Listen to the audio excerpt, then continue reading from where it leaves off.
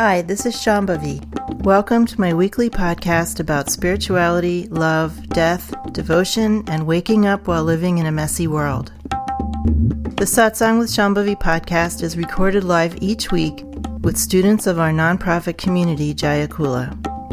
For more information and to find out about attending a satsang, visit jayakula.org. Thanks for listening. Much love to you, wherever and however you are. Hi, this is Shambhavi again. The podcast you're about to listen to, Thanks for Not Raping Me, is part of a long-term, ongoing discussion within Jaya Kula. I hope you enjoy this slice of life satsang and would love to meet you in person in satsang soon. I have a question.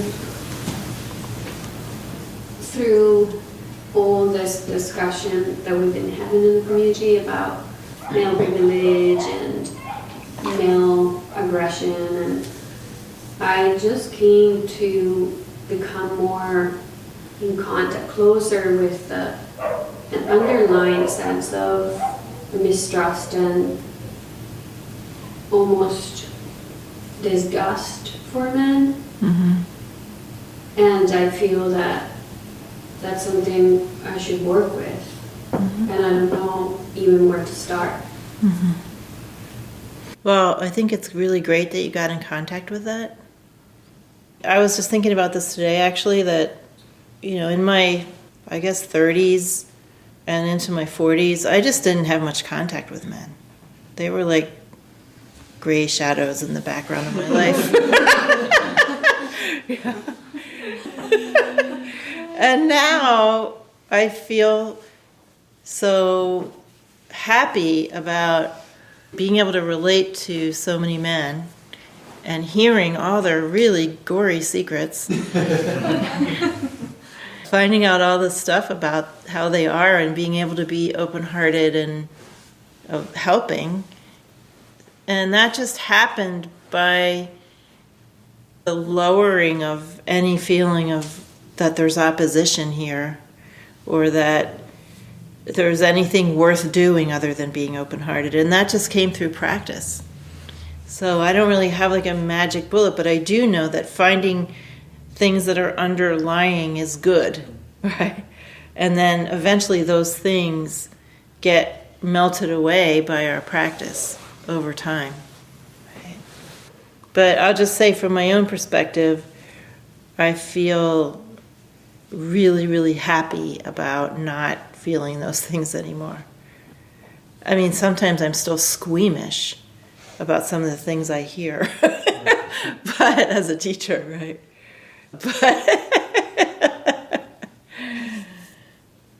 But I'm so happy I'm able to hear those things and host them and be open-hearted in the face of everything. And also be able to feel compassionate for people's pain and limitation. I never could have done that before. I was too angry and, really, who wants to stay that way? I know you don't. So you'll feel your feels and you'll keep practicing and it'll eventually melt away. That's really the best I can say. But it's okay to have those feelings. What I perceive now is that when I have interactions with men, maybe I didn't perceive it before, but I do now perceive that sense of, and then I feel that I just overcome that through, mechanism that you learn. Mm-hmm. To just be, okay and smooth with the situation. And now it's just a little harder. And yeah, it's kind of trying to find a different way to interact with men in a way that it's not just faking it. Mm-hmm. We have to learn that it's okay to stop people from harming us. It's okay to stop people from disparaging us. It's okay to stop people from throwing their weight around and bullying us. It's okay to stop those things.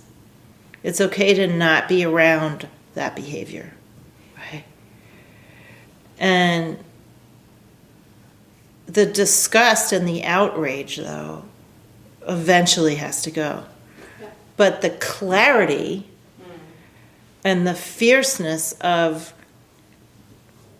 holding your integrity as a human being, right? That should increase, right? So for sure, nobody deserves to be disparaged, and the dance that women are continually doing to navigate the enormous amount of undermining and disparagement that we face is, takes a lifetime to unlearn. Right. But it is really worth unlearning that. All the ways we compensate and make excuses and try to placate and soften and sidestep and ignore and that wasn't that bad. That always happens, so I'm not going to get upset about it now. That's just how things are. But then if we really go deeper, we actually are upset by it. We are made of that divine wisdom, and whatever tramples on it feels like something we don't want to be around, right? But we don't give much credence to that. And it takes a while to learn to give credence to that, and it takes a lot of courage. When I feel my own self-value, it's Ma, it's God, it's everything good in life, right? It's not just this little me. There's a sense of wholesomeness. To me, the word wholesome is very important. There's a sense of wholesomeness in ourselves that we want to protect. And obviously, misogyny tries to trample on that. It doesn't mean that we have to be angry at it, but we do have to get to the place where we can say no. And that takes courage because we get pushback, right? The fear is warranted. We can get enormous pushback for the tiniest little gesture of self-protection. It's very real. I'm one of the most independent women I know, and I still am working out how to deal with that pushback.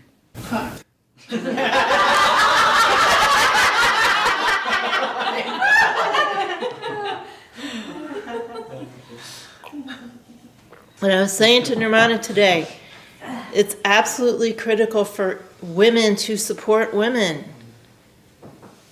The worst is when some misogynistic thing happens and then you get attacked by other women for defending yourself. That is the worst. So women really need to support each other in this. The problem is we're so used to, or some of us are so used to, finding our value in male approval or being chosen by men, that we will throw other women under the bus in order to preserve our relationships with men. And that is just the worst. It really feels terrible. One thing that came up today in Yogini group is we were talking about that feeling, that internalized pushback, even to saying how certain situations are hurtful or harmful, of, I don't want to be one of those women who's overly sensitive, and I don't want to cause a ruckus. I don't want to... Yeah, totally. I don't want to be the angry feminist. Or the sensitive crying one. Right. Yeah. Don't be the angry feminist. Just be the clear, fierce feminist, I don't feel angry at men anymore. I mean, I spent years being angry at men. And I honestly do not feel angry at men anymore. But I feel much clearer about, no, you're not getting away with that.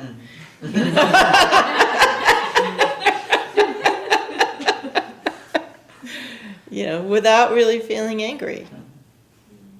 It's so much easier to be angry. The anger is a well-worn groove, right?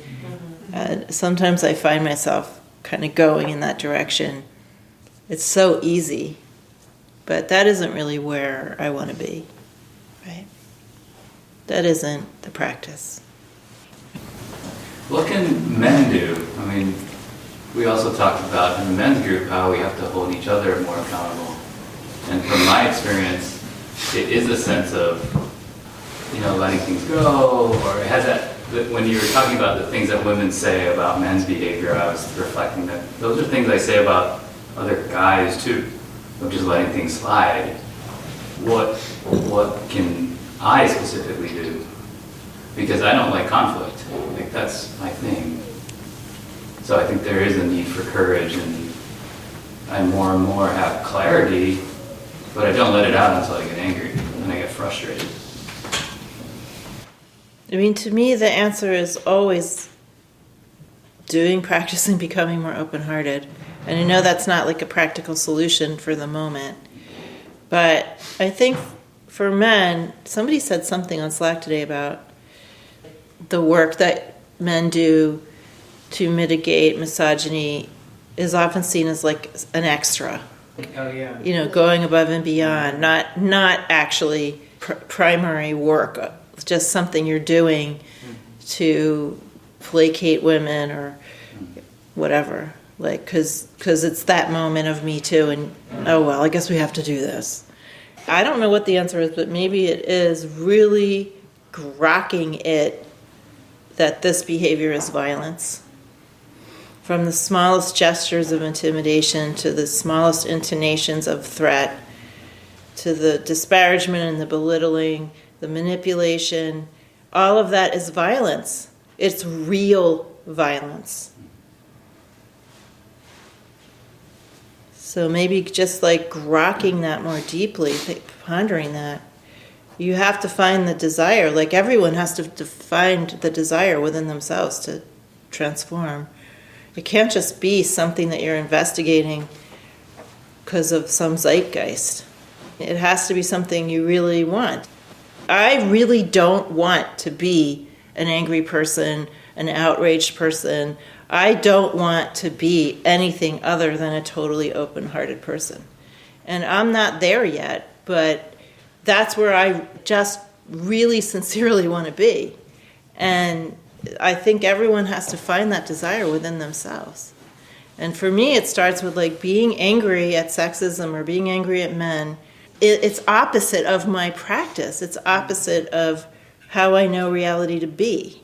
That making that kind of division between one person and another, or one kind of person and another, is not what I know to be the nature of reality. It's just an experience that we're having, and it's an experience of limitation. And I don't want to be limited. I don't want to be limited in my open-heartedness, and I don't want to be limited in my perceptions of reality or how I work in reality. So that's my motivation. You guys are going to have to find your own motivation, and I don't know, I can't say where that is for any particular person, but definitely the desire not to be violent. Maybe that's one. I don't know. Maybe recognizing that it really is actual violence. It's hurtful. It's violence. Blake's comment too made me think of like, what is just being a decent human being, like that wholesomeness, like thinking that like it's going above and beyond to just be a decent person to someone is such a privileged idea. And it's not just like thinking of it like men who hold privilege, or women who, there's like so much lacking. It's just like, what do people really want to do with their human lives?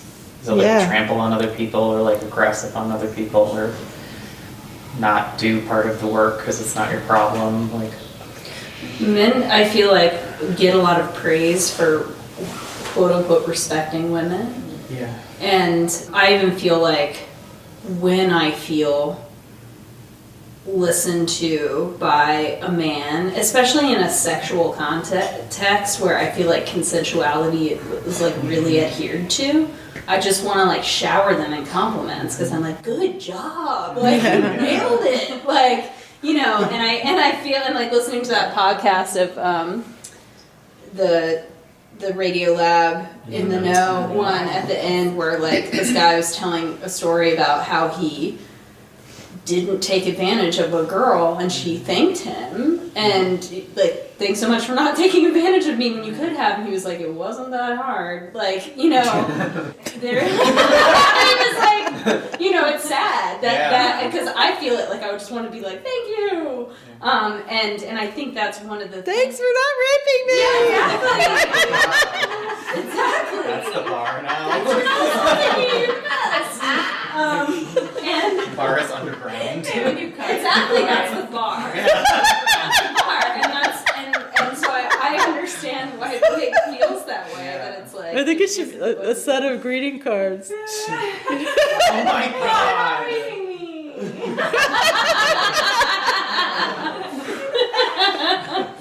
Yeah.